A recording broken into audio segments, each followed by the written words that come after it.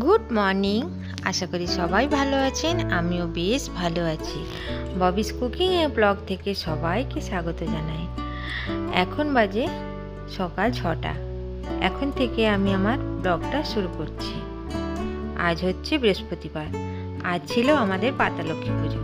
সকাল থেকে প্রচুর বৃষ্টি হচ্ছে, তাই সকালে আমি স্নান করে ভাবলাম একটু জলখাবারটা বানিয়ে নিই, মানে আজকের খাবারটা একটু বানিয়ে নিই।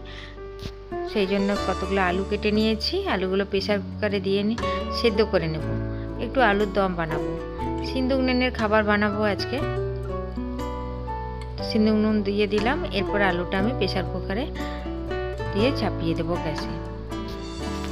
পাতালক্ষ্মী পুজো আমাদের বছরে 3টে হয়। ভাদ্র মাসে হয়, পৌষ মাসে হয়, আর চৈত্র মাসে হয়। ভাদ্র মাসে আমরা যে চাল দিয়ে, আগে ধান দিয়ে আমাদের পুজো হতো, এখন চাল দিয়ে পুজো হয়। আতপ চাল দিয়ে, নতুন আতপ দিয়ে পুজো হয়। আগে ধান দিয়ে পুজো করতাম, ধানগুলো আমরা ওইগুলো ভাঙিয়ে আর পায়েস করে বা পিঠে করে খাওয়া হতো। এখন তো ধানগুলো আর কুটানো হয় না, এই জন্য আমাদের নিয়মটা বদলে চাল দিয়ে পুজো করা হয়। সে আতপ চালটা আমরা ভাদ্র মাসে বের করে নিই পুজো করার পর, আবার পৌষ মাসে নতুন চাল দিয়ে পুজো করি। নতুন আতপ চাল বেরোয়, সেই চাল দিয়ে পুজো করি। এইদিকে আমার আলুর দম আর সুজি আর পরোটা হয়ে গেল। সকালের এটাই মানে খাবার। পুজো হতে হতে 10টা সাড়ে 10টা বেজে যায়, তারপর আমরা একবারই সেই দুপুরে খাবারটা খেয়ে নিই। তো সেই চালগুলো বের করে নিই। কেউ যদি খিচুড়ি খেতে চায় খিচুড়ি খায়, কিন্তু আমাদের এই চালগুলো বের করে আর বাড়ির বাইরে নিয়ে যাওয়া হয় না, যা হবে ঘরের ভিতরেই খেতে হয়। তো কখনো কখনো আমরা কি করি, খিচুড়ি বানিয়ে খেয়ে নিই সিন্দুক নুন দিয়ে। এই চালটা রান্না করলে সিন্দুক নুন দিয়ে খেতে হয়। এই যে পুজো আরম্ভ হয়ে গেছে, জল খাবার বানিয়ে পুজো। এই যে আমাদের পাতালক্ষ্মী বলতে এইগুলো আমাদের মাটির হাঁড়ির ভিতরে ঠাকুরটা থাকে। এরপর ওই মাটির গামলার মধ্যে, পাথরের গামলার মধ্যে ওই ঠাকুরগুলো সাজিয়ে পুজো হয়। তো আমাদের পাতালক্ষ্মীটা দিদিভাইয়ের কাছেই আছে, এখনো আমি নিই নাই। যতদিন দিদিভাই করতে পারবে করুক, আমি ওটাই বলেছি যে তুমি যতদিন করতে পারবে করো, তারপরে যতক্ষণ করতে পারবে না তখন আমাকে দিয়ে দেবে। কারণ আমার শাশুড়ি মা বলে গিয়েছিল যে এক জায়গাতে পুজো করলেই হবে। যাই হোক, তো পাতালক্ষ্মী পূজার পর আমি দিদির বাড়ি থেকে চলে এসেছি, মানে আমার জায়ের বাড়ি থেকে চলে এসেছি। এরপর একটু হাতে টাইম ছিল, ভাবলাম রান্নাঘরের কিছু জিনিস, মানে টেবিল ক্লথগুলো পাতা আছে সেগুলো চেঞ্জ করে নিই। চেঞ্জ করে আর কৌটোগুলো একটু মুছে নিই, সামনেই পুজো আসছে। তো পুজো আসলে আমি একসাথে অনেকটা কাজ করতে পারি না, কারণ রান্না করতে হয়, তার সাথে আমি একসাথে করতে আমার ভালো লাগে না। প্রতিদিন আমি অল্প অল্প করে করি।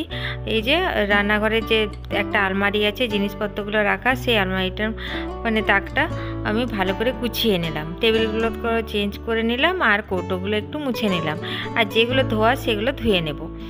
যাই হোক, এই যে সাজিয়ে নিয়েছি, সব টেবিল ক্লথগুলো চেঞ্জ করে নিয়েছি। তো এইবারে চালটা দিদিভাই বলল যে চালটাতে একদিনই অনেকটা, মানে পুরো চালটার খিচুড়ি বানিয়ে আর ঘরে বসে সবাইকে খাইয়ে দেব। তো আমি বললাম ঠিক আছে, তাই হবে। দিদির বাড়ি থেকে চালটা আমার বাড়িতে আনা যাবে, যেহেতু আমি নিজের লোক, সেহেতু আমি চালটা নিয়ে আসতে পারবো, কিন্তু অন্য কারো বাড়িতে সেই চাল দেওয়া যাবে না। আমাকে অর্ধেকটা চাল দিয়ে দেয়, সেটা আমি প্রতি বছর কি করি না, ওই ভাত করে খেয়ে নিই, ভাতের সাথে সিন্দুক নুনের তরকারি করে খেয়ে নিই। তো সন্ধেবেলায় ভাবলাম যে এখানে আমার ডায়েরিগুলো আছে বা বই আছে অনেক, সেই মেলা বসে তখন আমি অনেক বই কিনে নিয়ে আসি, ছোট ছোট বইগুলো, সেই জায়গাটা একটু মুছামুছি করে নিই। কারণ ওখানে মাঝে মধ্যেই মুছে নিই, কিন্তু এই পুজো আসছে বলে একটু ভালো করে মুছে নিতে সব নামিয়ে। তো বইগুলো নামিয়ে দিয়েছি, এবার একটু মুছে নিচ্ছি। তো এইগুলো আমার সেই পুরনো অনেক দিনের বই, গুছিয়ে রেখেছি, অনেক সময় অনেক কাজে লাগে। আর ওটা হচ্ছে ডিকশনারিটাও অনেক কাজে লাগে। আর ছেলের বইও অনেক আছে, সেগুলোও ওখানে ঢুকিয়ে রেখে দিয়েছি। যাই হোক, এরপর এই গুছিয়ে পরে রাত্রিবেলায় কটা লুচি বানিয়ে নেব।